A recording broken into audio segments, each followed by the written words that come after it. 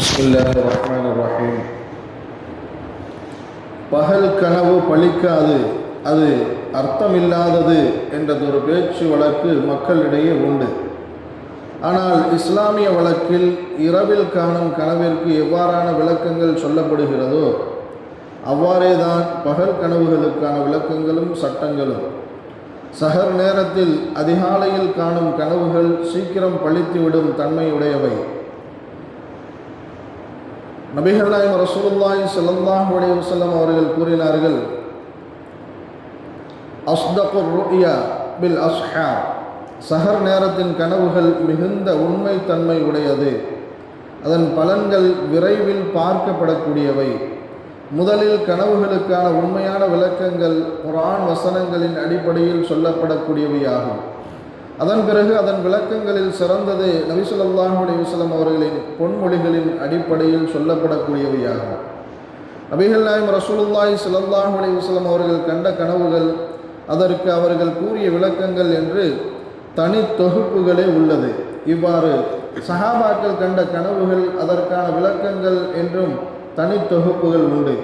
ஒருவர் தனது கனவில் ஆடுகளை கண்டால் அது பரக்கத்தின் அடையாளமாக, அவருக்கு வரவிருக்கின்ற பொருளாதாரத்தின் அடையாளமாக ஹதீஸின் ஒளியில் விளக்கம் சொல்லப்படுகிறது. ஸல்லல்லாஹு அலைஹி வஸல்லம் இத்தஹத கன்மன் ஃபஇன்ன ஃபீஹா பரக்கத்தன்.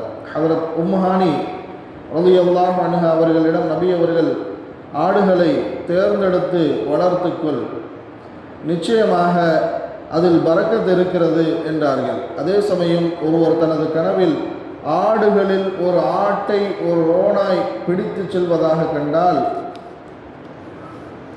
அது அப்பகுதியில் ஆட்சி செய்பவரிடம் ஏதோ குறை உள்ளது என்பதன் விளக்கமாகும். ஏனெனில் நபி அவர்கள் ஆட்டு மந்தை மேய்ப்பாளர்களை ரஅய்யத் என்று ஆட்சி செய்பவர்களோடு ஒப்பிட்டு கூறியுள்ளார்கள். எனவே அதில் ஓனாய் குறைபடுத்தியதை கண்டால் அது ஆட்சியின் குறையை குறிக்கிறது என்று மேன்மக்கள் விளக்கம் கூறுவார்கள். ஹஜ்ரத் அப்பாஸ் ரலியல்லாஹு அவர்களின் மனைவி உம்முல் ஃபضல் ரலியல்லாஹு அன்ஹா அவர்கள் நபி அவர்களிடம் வந்து, அல்லாஹ்வின் தூதரே, தங்களுடைய திருமேனியிலிருந்து ஒரு சதை துண்டு பிரிந்து வந்து என் மடியில் விழுவதாக கனவு கண்டேன், அதன் விளக்கம் என்ன என்று வினவினார்கள். அதற்கு நபி அவர்கள், இது நல்ல கனவுதான். எனது அன்பு மகள் ஃபாத்திமா ரலியல்லாஹு அன்ஹா அவர்கள் கருவுற்றுள்ளார். விரைவில் அவர் ஒரு ஆண் மகவை பெற்றெடுப்பார். அதை நீ உன் மடியில் வளர்ப்பாய். அப்பிள்ளை எனது சதை துண்டல்லவா, இதுதான் அக்கனவின் விளக்கம் என விளக்கம் அளித்தார்கள். ஒருமுறை ஹஜ்ரத் அப்துல்லாஹ் இப்னு அம்ர் இப்னு ஆஸ் ரலியல்லாஹு அன்ஹு அவர்கள் நபி அவர்களிடம் வந்து, அல்லாஹ்வின் தூதரே, கனவில் எனது ஒரு கரத்திலிருந்து தேனும் மற்றொரு கரத்திலிருந்து நெய்யும் வழிந்தோடுவதாக கண்டேன், இதன் விளக்கம் என்ன என கேட்டார்கள். அப்போது நபி அவர்கள், நீர் வேறு ஏதும் வேதத்தை படிக்கிறீரா என்று கேட்க, ஆம் அல்லாஹ்வின் தூதரே, அவ்வப்போது நான் தௌராத்தையும் படித்து வருகிறேன் என்று கூறினார். அப்படியெனில் அதற்கான விளக்கம்தான் இக்கனவு. இது நல்ல விஷயம்தான், பயப்படுவதற்கு இதில் ஒன்றும் இல்லை என்று நபி அவர்கள் விளக்கினார்கள். ஒருமுறை ஹஜ்ரத் உமர் ரலியல்லாஹு அவர்கள் தௌராத்தை படித்து கொண்டிருப்பதை பார்த்த நபி அவர்களின் முகம் மாறிவிட்டது. அதை கண்ட ஹஜ்ரத் அபூபக்கர் சித்தீக் ரலியல்லாஹு அவர்கள் ஹஜ்ரத் உமர் ரலியல்லாஹு அவர்களிடம் இவ்வாறு செய்ய வேண்டாம் என்று உணர்த்தினார்கள். அதாவது, குர்ஆன் நமக்கு இறங்கியதற்கு பிறகு நாம் அதைத்தான் ஓத வேண்டும், பின்பற்ற வேண்டும்.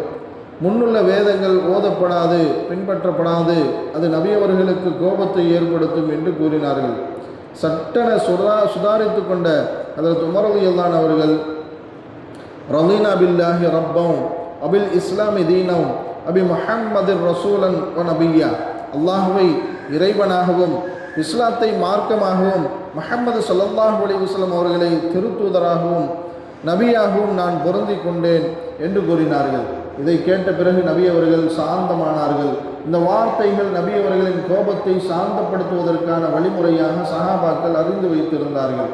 பின்னர் நபிகள் நாயகம் ரசூலுல்லாஹி ஸல்லல்லாஹு அலைஹி வஸல்லம் அவர்கள் ஹஜ்ரத் உமர் ரலியல்லாஹு அவர்களிடம், வலவுக்கான மூசா ஹய்யம் மா வஸஅஹு இல்ல தபாஅ.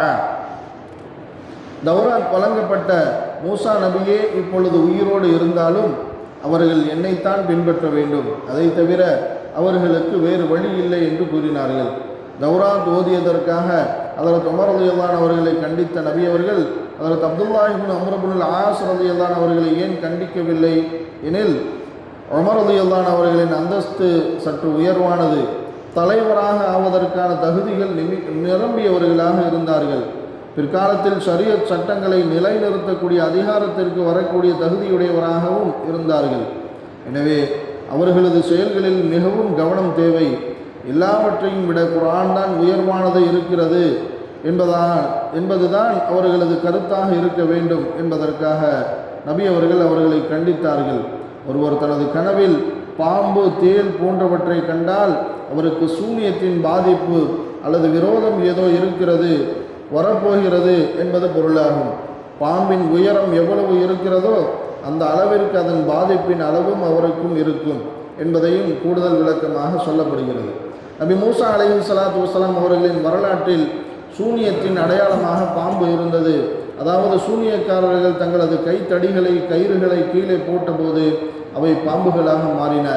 மேலும் நபி ஸல்லல்லாஹு அலைஹி வஸல்லம் அவர்கள் பாம்பு, தேளை கண்டால் அதன் தீங்கிலிருந்து தப்பிப்பதற்காக அவற்றை கொல்லச் சொன்னார்கள். உக்துலுல் அஸ்வதைன் ஃபிஸ்ஸலா அல் ஹய்யா வல் அக்ரப். தொழுகையில் பாம்பு, தேளை கண்டால் முதலில் அதை கொல்லுங்கள், பிறகு தொழுகையை தொடர்ந்து கொள்ளலாம் என்று கூறினார்கள். இது போன்ற கனவுகள் ஏற்படுகிற போது இவற்றின் தீங்கிலிருந்து அல்லாஹ்விடம் பாதுகாப்பு தேட வேண்டும். நிச்சயம் அல்லாஹ் நம்மை பாதுகாக்கிறான்.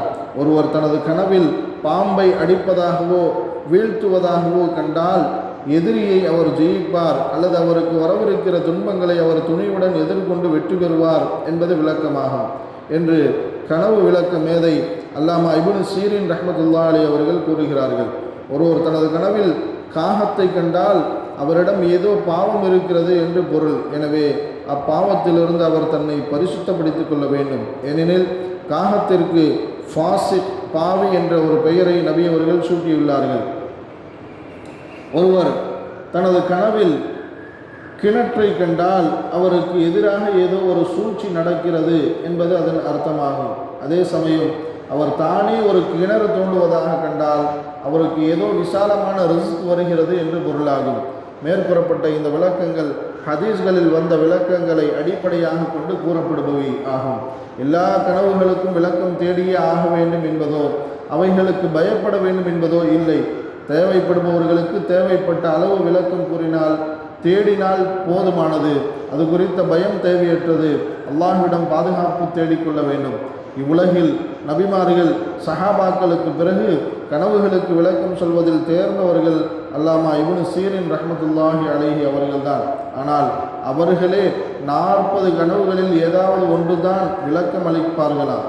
கனவுகளின் கெடுதிகளிலிருந்து அல்லாஹ் நம்மை பாதுகாத்து அருள் புரிவானாக.